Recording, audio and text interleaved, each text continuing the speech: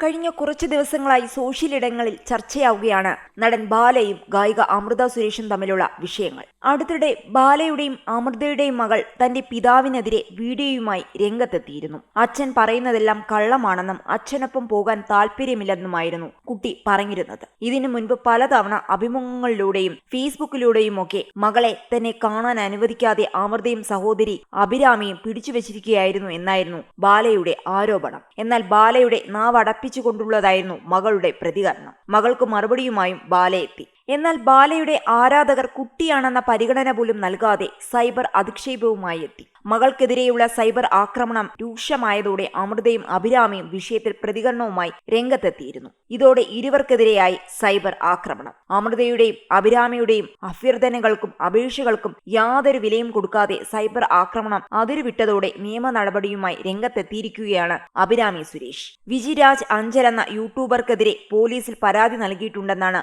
അഭിരാമി വ്യക്തമാക്കുന്നത്. വിജിരാജിന്റെ വീഡിയോയിൽ 60 വയസ്സിന് മുകളിൽ പ്രായമുള്ള തന്റെ അമ്മയെ ഒരു തെളിവുമില്ലാതെ അപകീർത്തിപ്പെടുത്തുന്നുണ്ട്.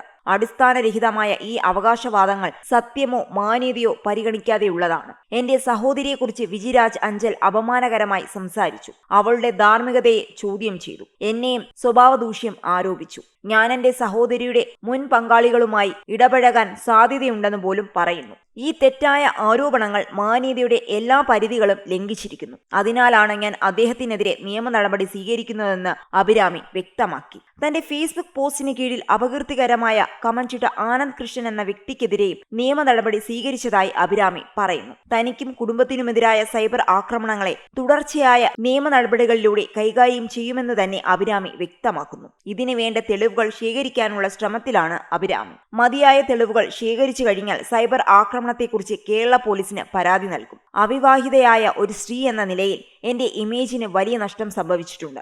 എന്നെ അപകീർത്തിപ്പെടുത്താനും ഉപദ്രവിക്കാനുമുള്ള മനഃപൂർവ്വമായ ഈ ശ്രമങ്ങൾ എന്റെ ഭാവിയെ വലിയ അപകടത്തിലാക്കി. ബാല നടത്തുന്ന അപവാദ പ്രചരണങ്ങളെയും നിയമപരമായി നേരിടും. എന്റെ സഹോദരിയുടെ മുൻ ഭർത്താവിനെ ഞങ്ങളുടെ അന്തസ്സ് നശിപ്പിക്കാൻ ഇനിയും അനുവദിക്കാനാവില്ല. എന്റെ സമാധാനവും വിവേകവും വീണ്ടെടുക്കാൻ ഏതറ്റം വരെയും പോകാൻ ഞാൻ തയ്യാറാണ്, അഭിരാമി വ്യക്തമാക്കി. കേസ് കൊടുത്തതിന്റെ വിശദീകരണമായി അഭിരാമി പറഞ്ഞത് ഇങ്ങനെയാണ്: എന്റെ സഹോദരിയുടെ മുൻ ഭർത്താവ് എന്നെ എന്താണ് ഉപദ്രവിച്ചതെന്ന് പലരും എന്നോട് ചോദിച്ചിട്ടുണ്ട്. ഞാൻ വിശദീകരിക്കട്ടെ. നിങ്ങൾക്കെല്ലാവർക്കും അറിയാവുന്നതുപോലെ ഒരു പുരുഷന്റെ പിന്തുണയില്ലാതെ 2 സ്ത്രീകൾ ഒരു കുടുംബം നടത്തുമ്പോൾ ഒരു സ്ത്രീയെ ലക്ഷ്യമിട്ടുള്ള ഏതെങ്കിലും നിഷേധാത്മകമോ ദോഷകരമോ ആയ സംസാരം അനിവാര്യമായും മുഴുവൻ കുടുംബത്തെയും ബാധിക്കുന്നു. നാം പൊതുജന ശ്രദ്ധയിലായിരിക്കുമ്പോൾ ഇത് പ്രത്യേകിച്ചും സത്യമാണ്. എന്റെ സഹോദരിയെ ലക്ഷ്യമിട്ടുള്ള ദീർഘകാല അപകീർത്തിയും പീഡനവും ഞങ്ങളെ എല്ലാവരെയും വ്യത്യസ്ത രീതികളിൽ സ്വാധീനിച്ചിട്ടുണ്ട്. മരിച്ചുപോയ എന്റെ പിതാവിന്റെ ഓർമ്മയെ പോലും കളങ്കപ്പെടുത്തുന്നു. ഞാനൊരു പരാതി നൽകിയിട്ടുണ്ട്. ഉടനടി നടപടിയെടുക്കാൻ പ്രേരിപ്പിക്കുന്ന നിയമ ചാനലുകൾ ഞാൻ ഉപയോഗിച്ചതിനാൽ ഉടൻ തന്നെ അപ്ഡേറ്റുകൾ പ്രതീക്ഷിക്കുന്നു. ആരെങ്കിലും ഒരു സ്ത്രീയുടെ എളിമയെ പരസ്യമായി ആക്രമിക്കുമ്പോൾ, പ്രത്യേകിച്ച് അവൾക്കൊരു പൊതുപ്രതിച്ഛായ ഉള്ളപ്പോൾ, അവർ അറിഞ്ഞുകൊണ്ട് മുഴുവൻ കുടുംബത്തെയും അപകീർത്തിപ്പെടുത്തുകയാണ് ചെയ്യുന്നത്. എന്തുകൊണ്ടാണ് ഞങ്ങൾ ഇത് പരസ്യമാക്കിയത് എന്ന് ആശ്ചര്യപ്പെടുന്നവരോട് ഞാൻ നിങ്ങളോട് പറയട്ടെ. ഞങ്ങളുടെ വർഷങ്ങളുടെ നിശബ്ദത ഞങ്ങളെ ഉപദ്രവിക്കുന്ന വ്യക്തിയെ ഉത്തേജിപ്പിച്ചു. ആ നിശബ്ദത അദ്ദേഹത്തെ ശാക്തീകരിച്ചു. പക്ഷെ എനിക്ക് അത് മതി. അതിർത്തി കടക്കുന്ന ആർക്കും ഇപ്പോൾ നിയമപരമായ പ്രത്യാഘാതങ്ങൾ നേരിടേണ്ടി വരും. ഈ പീഡനത്തിൽ പങ്കെടുത്ത നിരവധി വ്യക്തികളുടെ സ്ക്രീൻഷോട്ടുകൾ ഞാൻ എടുത്തിട്ടുണ്ട്. അവർക്കെതിരെ ഞാൻ പരാതി നൽകും. ഇത് നാടകം സൃഷ്ടിക്കുന്നതിനെ കുറിച്ചല്ല.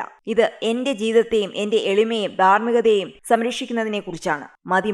ഋതുൽ രാജ് എന്ന പേരിൽ ഒരു പ്രത്യേക അക്കൗണ്ട് ഉണ്ട്. നിയമപരമായി ഒത്തുതീർപ്പാക്കിയ കുറ്റകൃത്യങ്ങളിൽ എന്നെ അധിക്ഷേപിക്കുകയും കുറ്റപ്പെടുത്തുകയും ചെയ്യുന്നു. കൂടാതെ അദ്ദേഹം മരിച്ചുപോയ എന്റെ പിതാവിനെയും അപമാനിച്ചു. എന്റെ സഹോദരി ക്രൂരമായ ശാരീരികവും മാനസികവുമായ പീഡനം സഹിച്ചതിനു ശേഷം ഞങ്ങൾ അവനോട് ദയ കാണിച്ചിട്ടുണ്ടെങ്കിലും ഞങ്ങളുടെ ജീവിതം നശിപ്പിക്കാനുള്ള ഒരു മനുഷ്യന്റെ നിരന്തരമായ ശ്രമങ്ങളിൽ നിന്ന് ഉടലെടുക്കുന്ന ഒരു വലിയ പ്രശ്നത്തിന്റെ ഭാഗമാണിത്. നിങ്ങൾ തെറ്റായ ബന്ധങ്ങളിൽ അകപ്പെടുമ്പോൾ സംഭവിക്കുന്നത് ഇതാണ്. അത്തരം വിഷവും ദോഷകരവുമായ ആളുകളിൽ നിന്ന് സ്വയം സംരക്ഷിക്കാൻ ഞാൻ എല്ലാവരോടും അഭ്യർത്ഥിക്കുന്നു. ഇതാണ് അഭിരാമിയുടെ കുറിപ്പ്.